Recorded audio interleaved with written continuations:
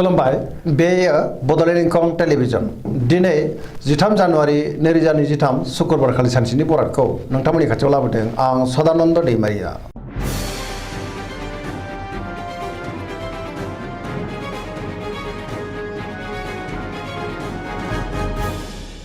सिगां फरायनो लादों मेष राशि गिबि हांखो अ ल दिनैनि साना जोबोर मोजां गोदान खामानियाव दिनै आखाइ होजेननो हागोन गोगो आरो गोथों साननाय फैगोन गियाननि आंखाल जानाय नङा मावनो लानाय खामानिखौ थि समावनो आरो गोरलैयैनो मावफुंनोबो हागोन गोसोखौ दिनै जोबोर गोजोननाय मोनगोन देहाया मोजाङै थागोन अब्लाबो नाथाय जानाय लोंनायाव सांग्रां जानांगोन बहानिफ्रायबा मोजां खौरां फैनोबो हागौ रांखावरियाव दिनै जोबोर मोजां गोबां धोन आरजिनोबो हागोन आयाबो दिनै बांनो हागौ बेफार फालांगियाव जोबोर मोजां मुलाम्फा मोनगोन सोरबा लोगोनिफ्राय थोजासे हेफाजाब मोननोबो हागौ न'खराव दिनै अनलायनाय फैगोन बिमा बिफानिफ्राय अननाय आरिफोरखौ मोननो हागौ आरो बिदा फंबायजों मोजां सोमोन्दोबो लाखिनो रोंगोन गुबुननि गोसोखौ गोरलैयैनो बोनोबो हागोन गोसोनि बोलोआ बांगोन समाजाव मान मोननो हागोन लाइमोनफोरा दिनै जोबोर मोजां खौरां मोननोबो हागौ गोसोआ जोबोर रमान्टिकबो जागोन आरो गावबा गावनि गोसोनि साननायखौ फोरमायलायनोबो हागोन पजिटिभ एनार्जिनि गोहोम गोग्लैनो हागौ धोरोमारि बिथिङाव दिनै गोसो दुंखांनोबो हागौ।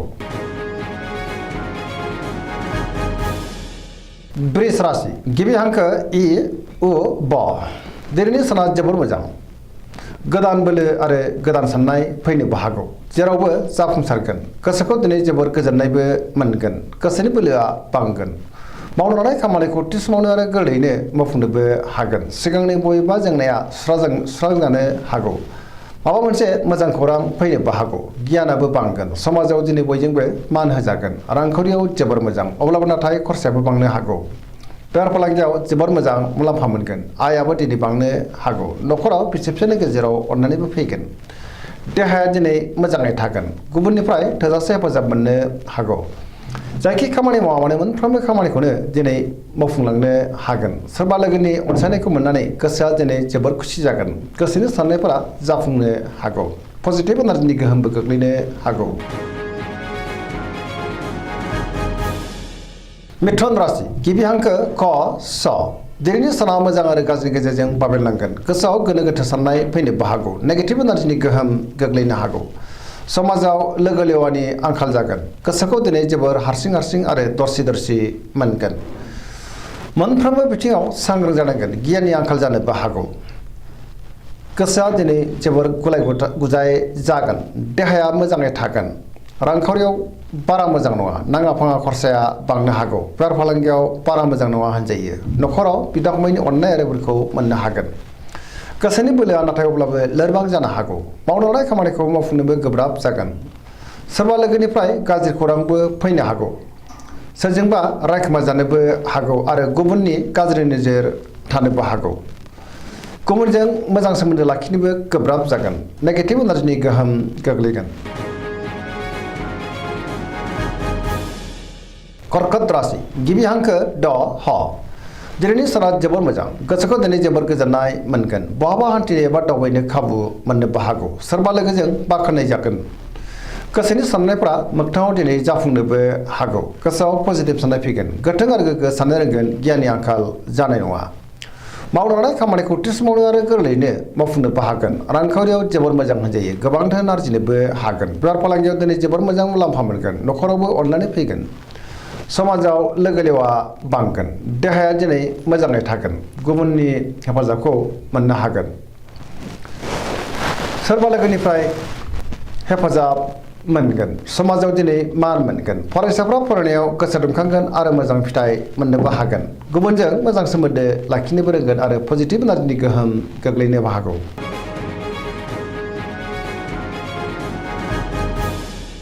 सिंह राशि गिबि हांखो म ट दिनैनि साना जोबोर मोजां मोनफ्रोमबो बिथिङावनो गोसो दुंखांनो हागौ गोसोआव पजिटिभ साननाय फैगोन गोथों आरो गोग्गो साननो रोंगोन गियाननि आंखाल जानाय नङा मावनो लानाय खामानिखौ थि समावनो आरो गोरलैयैनो मावफुंनोबो हागोन सोरबा लोगोनिफ्राय थोजासे हेफाजाबबो मोननो हागौ समाजाव लोगो लेवा बांगोन बहाबा दावबायनो एबा हान्थिनो खाबु मोनगोन रांखावरियाव जोबोर मोजां होनजायो अब्लाबो नाथाय खरसायाबो बांगोन बेफार फालांगियाव दिनै जोबोर मोजां मुलाम्फा मोनगोन गोसोनि साननायखौ गुबुननो फोरमायनोबो हागोन न'खराव अननानै फैगोन समाजाव दिनै गोबां मान मोनगोन गुबुननि गोसोखौ गोरलैनो बोनो हागोन आरो मोजां मान मोननो हागोन देहाया मोजाङै थागोन बयजोंबो गोरोबनो रोंगोन मावनो लानाय खामानिखौ थि समावनो आरो गोरलैयैनो मावफुंनो हानानै गोसोआ दिनै जोबोद खुसि जागोन रमान्टिकबो जानो हागौ।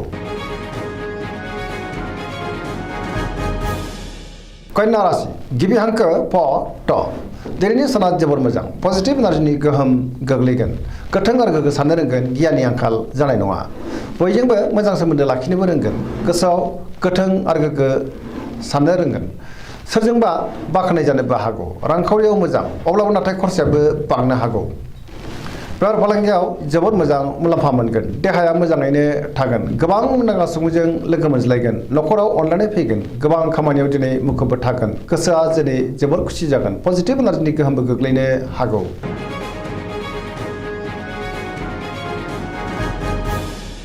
तुला राशि गिबि हांखो र ट दिनैनि साना जोबोद मोजां बहाबा दावबायनो एबा हान्थिनो खाबु मोननोबो हागौ सोरनिबा अननाय आरो हेफाजाबखौ मोननानै गोसोआव दिनै जोबोर गोजोनगोन गोबां रोखोमनि जेंनाफोरखौ दिनै सुस्रांनोबो हागोन गियाननि आंखाल जानाय नङा गोसोनि बोलोआ बांगोन गोसोनि साननायफोरा दिनै मोगथाङाव जाफुंनोबो हागौ मावनो लानाय खामानिखौ थि समावनो आरो गोरलैयैनो मावफुंनोबो हागोन देहाया दिनै मोजाङै थागोन रांखावरियाव जोबोर मोजां होनजायो गोबां धोन आरजिनोबो हागोन न'खराव बिसि फिसायनि गेजेराव अनलायनाय फैगोन बिदा फंबायजों दिनै मोजां सोमोन्दो थागोन गुबुननि थाखाय गोबां मोजां खामानि मावनानै होनोबो हागोन सोरजोंबा बाख्नाय जानो हागौ लोगोफोरनिफ्राय थोजासे हेफाजाब मोनगोन गोदान थांखि लानो रोंगोन आरो गोदान खामानियाव आखाइ होजेननोबो हागोन सेंग्रा सिख्लाफ्रा जोबोर रमान्टिक जागोन आरो पजिटिभ एनार्जिनि गोहोमबो गोग्लैनो हागौ।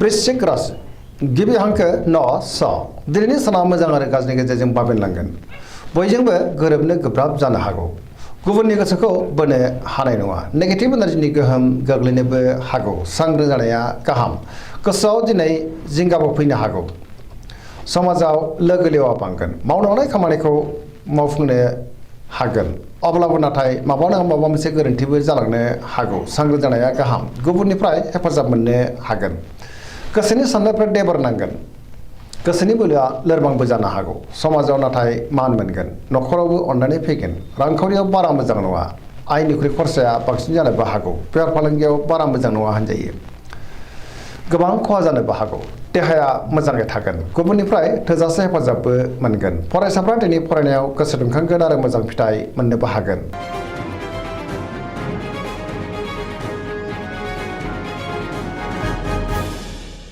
धनु राशि गिबि हांखो ध फ भ दिनैनि साना बारा मोजां नङा गुबुननि थाखाय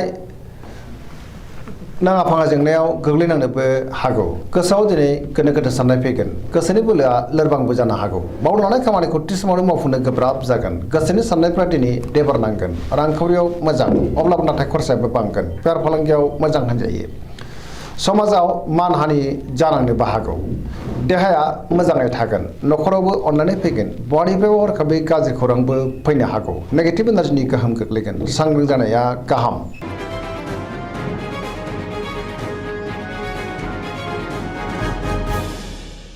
मकर राशि गिबि हांखो ख ज दिनैनि साना बारा मोजां नङा गोजोननि आंखाल जानोबो हागौ गोबां रोखोमनि जेंनाजों मोगा मोगि जानांगोन सुथुरनि गाज्रि नोजोर थानोबो हागौ गोसोनि साननायफोरा दिनै देबर नांगोन मावनो हानाय खामानिखौ मावफुंनो हागोन रांखावरियाव मोजां अब्लाबो नाथाय खरसायाबो बांनो हागौ बेफार फालांगियाव मोजां होनजायो गुबुनजों मोजां सोमोन्दो लाखिनो रोंगोन गोदान खामानिखौ जागायनो नाथाय हानाय नङा न'खराव अननानै फैगोन बिदा फंबायनिफ्राय हेफाजाबखौ मोननो हागौ सेंग्रा सिख्लाफ्रा गावबा गावनि गोसोनि साननायखौ फोरमायलायनो हागोन फरायसाफ्रा दिनै फरायनायाव गोसो दुंखांगोन आरो मोजां फिथाइ मोनगोन अब्लाबो नाथाय नेगेटिभ एनार्जिनि गोहोमबो गोग्लैनो हागौ।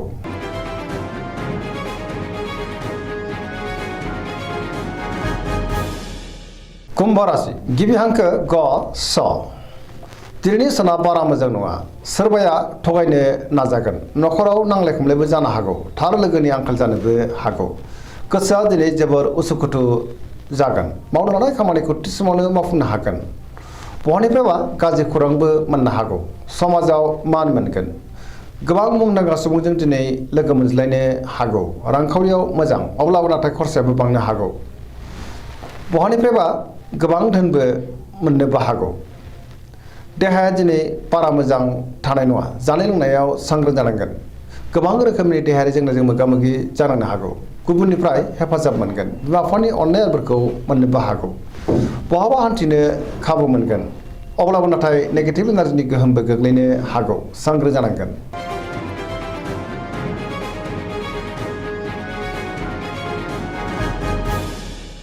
मीन राशि गिबि हांखो ड स दिनैनि साना जोबोर मोजां। जेरावबो गोसो दुंगोन।